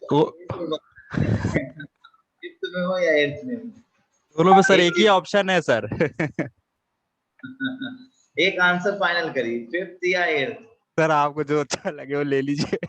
हम एवरेज निकालेंगे, को जोड़ेंगे, आएगा 13 को 20 से 2 करेंगे तो 16.6.5, 6.5 और राउंड फिगर में 7 ले लेंगे। पूरी 7 रखेंगे। सर मैं बताऊं सर? अरे अजय सर शांत मैं रहिए, बताऊं? पहले इनका टर्न खत्म होने दीजिए, फिर आपसे पूछूंगा। ठीक है, आप जवाब देने के लिए हाथ उठाइएगा। चलिए शुभम, फाइनल आंसर लॉक करिए। 8th फाइनल लॉक कर दिया जाए? जी सर, अब पता नहीं क्या है। अजय अब आप बोलिए, क्या इन्होंने सही जवाब दिया?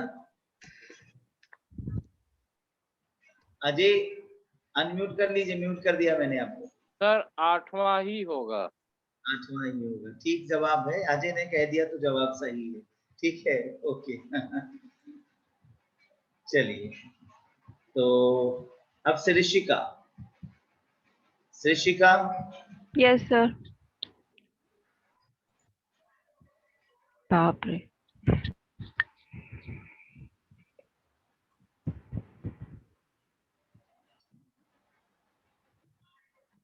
हाँ, यूरेनियम की खोज कब और किसने किया? सर नहीं मालूम। याद नहीं किया? नहीं सर, नहीं पढ़ा था। ओके, हाँ, यहाँ प्रीति आंसर पता है। गुलशन,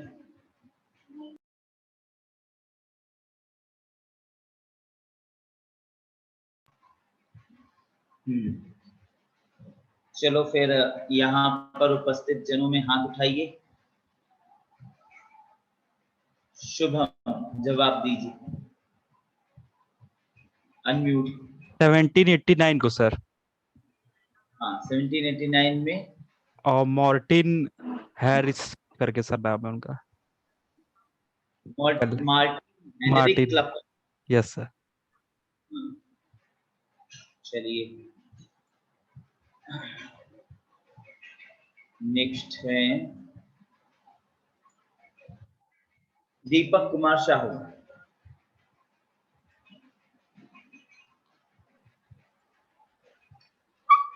दीपक, आप हमें बताइए केंद्रीय प्रदूषण नियंत्रण बोर्ड की स्थापना कब हुई?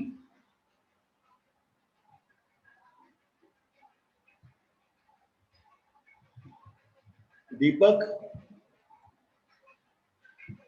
आंसर दीजिए। 1981। हाँ, 1981। 1981। ओके, ये गलत जवाब। सही जवाब के लिए हाथ उठाया जाए। 87।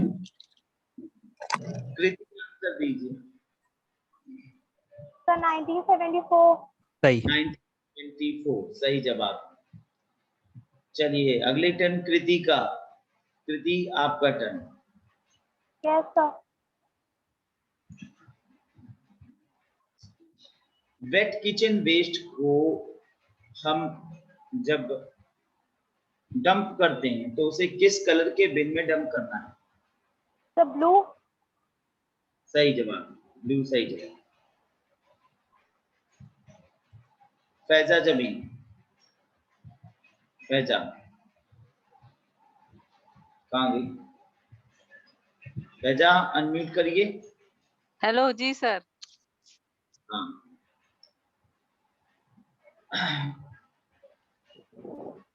भारत में किस अधिनियम के तहत शोर को वायु प्रदूषण के रूप में शामिल किया गया? Air act sir. किस एक्ट के तहत?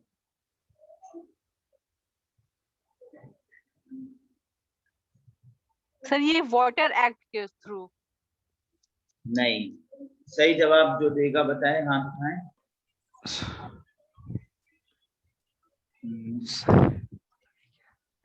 चलो, अंजलि, अंजलि। सर वायु प्रदूषण नियंत्रण अधिनियम 1981। गुड। अच्छा, तुम भी कह रही थी 1981। 1981। 1981 हम भी बोले थे सर। हाँ हाँ, तो आप गलत क्यों बोले हमको? का नाम भी तो बोलना है, केवल ईयर नहीं बोलना है। कानून का नाम भी बोलना है। कानून का नाम है वायु प्रदूषण और प्रदूषण नियंत्रण अधिनियम 1981, ये पूरा नाम। अब आप वाटर एक्ट बोल दें, वाटर एक्ट थोड़ी बोलेंगे इसको, ठीक है ना? वाटर एक्ट पावर दी गई थी, आप बता रहे थे तो पावर दी गई थी और पावर दी गई थी इसमें। जी sir. Yes sir, yes sir. Next है अंजलि, अनम्यूट कर लीजिए।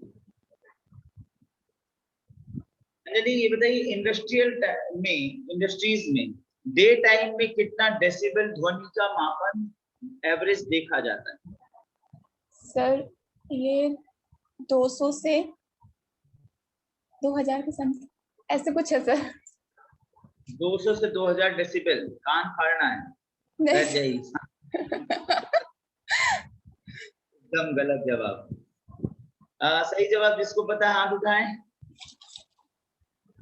ओके सुभद्रा, आंसर दो। सुभद्रा। Sir 75 75 decibel. लक्ष्मी गौतम, पंखा हम देखेंगे। हाँ, क्लास में आई थी।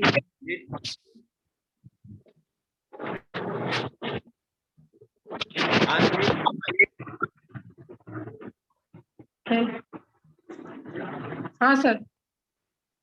अच्छा चलो जवाब दो। ये बताओ कि वर्ल्ड रैंकिंग के अनुसार सबसे ज्यादा संवर्धन यूरेनियम का कौन सा देश करता है? नहीं है।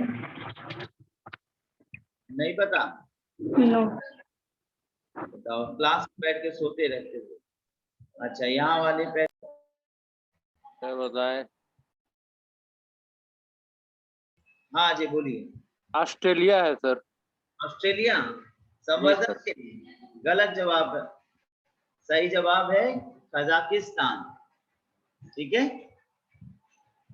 कजाकिस्तान संवर्धन करता है। सर ऑस्ट्रेलिया में सबसे ज्यादा पैदा होता है यूरेनियम। हाँ तो मैंने संवर्धन पूछा था ना। ठीक है, माधुरी योर टर्न।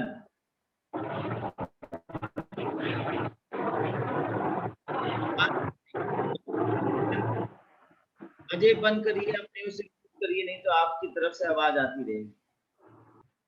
म्यूट कर दीजिए।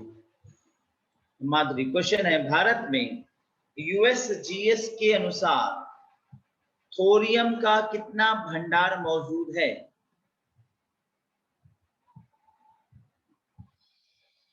संख्या बताइए।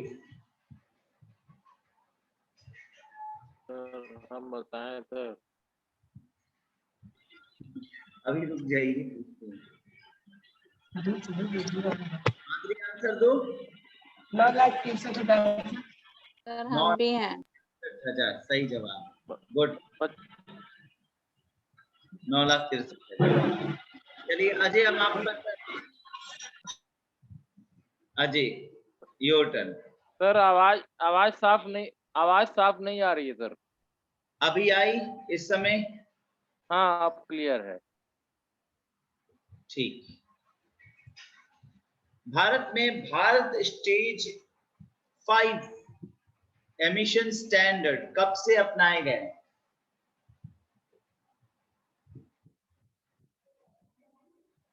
भारत स्टेज 5। एक बार फिर से। भारत में Bharat stage 5 BS5 emission standard कब से अपनाए गए? सोच समझ के जवाब दीजिएगा। कहाँ देख रहे हैं क्या कहीं सामने? बताइए। नहीं सर देखेंगे कहाँ। उत्तर दीजिए जल्दी से।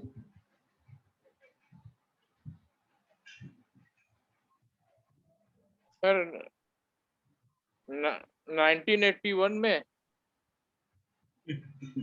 चलिए गलत जवाब है। सही जवाब इसका यहाँ पर प्रीति। हाँ हाँ सर हम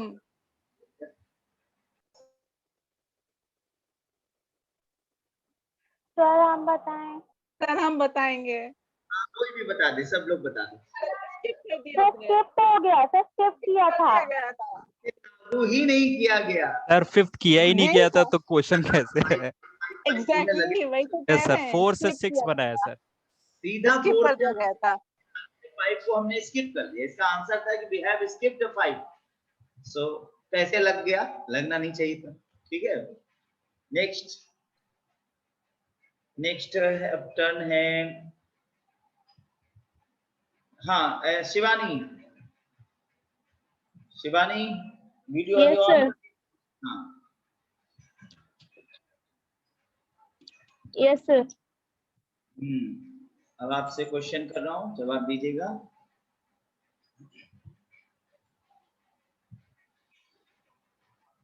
CFC के प्रयोग की रिकमेंडेशन किसके तहत की गई?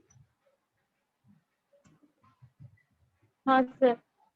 सर हाइड्रोजन कार्बन के स्थान पर इसका प्रयोग किया गया सर। पर किस के तहत, किस ट्रीटी के तहत, किस ऑर्गेनाइजेशन के तहत, किस इंस्टीट्यूशन के तहत, किस संधि के तहत?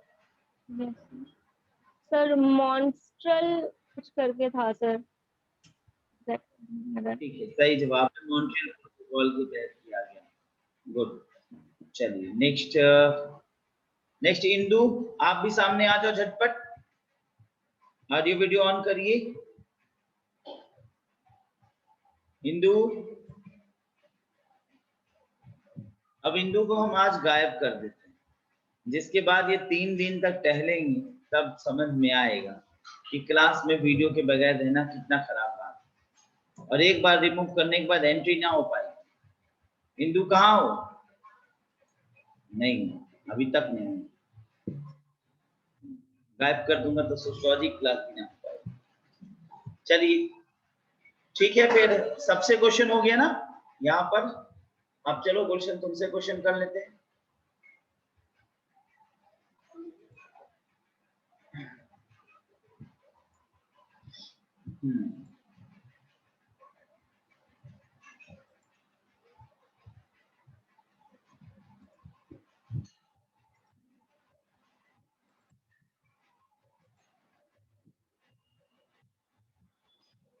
हाँ, कैटेगरी ई जो ERL रिपोर्ट के अनुसार है, उसके अकॉर्डिंग वो उस पानी को किस क्षेत्र में प्रयोग किया जा सकता है?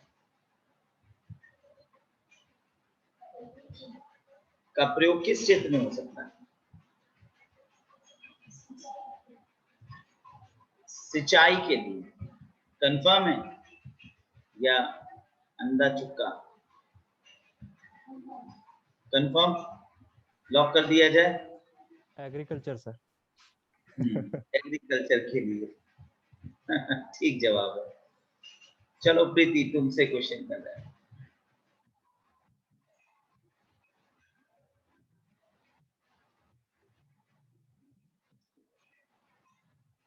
मिनीमाता रोग किस सन में हुआ? मिनीमाता बीमारी 1948। गलत है, सही जवाब के लिए 1956। 1956। 1956। चलिए ठीक है, क्लास यहीं स्टॉप कर रहे हैं। कल फिर मुलाकात होगी टाइम पर, सब लोग आइएगा। कोशिश रहेगी कल 4 बजे ही क्लास शुरू हो जाए। Okay Yes, sir. ये लोग Okay, sir. ये देखिए आज की क्लास कितनी इंपॉर्टेंट थी। अब रेगुलर क्लास इंपॉर्टेंट रहेगी। ओके, कोई मिस नहीं करेगा। Sure. What do you want to say? Sir जो आप वीडियो अपलोड करते हैं उसमें बीच बीच में बहुत सारे वीडियो स्किप हो चुके हैं। जैसे कि कल मैं पढ़ रही थी परसों की वीडियो, नहीं कल की वीडियो, उसमें एक पूरा पेज गायब है। आपने जो भेजा है वो पूरा गायब है, उसके नेक्स्ट डे वाली भी वीडियो में गायब है। सर वो प्लीज पूरी कर दीजिएगा। ऐसे गायब हो इसीलिए जाता पढ़ है। नहीं पाए। मैं आपकी प्रॉब्लम समझ रहा हूँ, पर ऐसे गायब होता है कि बीच बीच में वीडियो हमें रिकॉर्डिंग पे रोकना पड़ता है, फिर ऑन करना पड़ता है। अभी क्लास में कम से कम 15 बार करना पड़ता है। अगर एक बार स्किप कर गए ऑन करने तो बाद में पता चला रहे तो रिकॉर्डिंग नहीं होता है। अब अच्छे पूछना था सर, कुछ पूछना न्यूक्लियर था। एनर्जी आप पढ़ा रहे थे और बहुत अच्छा पिक्चर आपने ड्रॉ करी थी, उसके बाद पूरा एक पेज स्किप हो गया था, उसके बाद क्लास ही खत्म हो गई। सर कुछ कोई पूछना बात था नहीं। हाँ जी बोलो। सर। ये आपने बताया था सर कि prevention and control of pollution act CPCB 1974 में अप्लाई हुआ था, और आज आप बताएं सेंट्रल पॉल्यूशन कंट्रोल बोर्ड 1981 में। तो इन दोनों में डिफरेंस क्या? 81 में कहा मैंने आपको बताया है एक्ट बना था वो 1981 में बना था, वो हमने दूसरी जगह पढ़ाया था। सेंट्रल पॉल्यूशन कंट्रोल कोड वो 1974 और prevention of control and pollution act 1974 में सीपीसीबी। सीपीसीबी का फॉर्मेशन है, अलग कंफ्यूजन हो जा रहा है सर। नहीं, वो अलग अलग कानून है।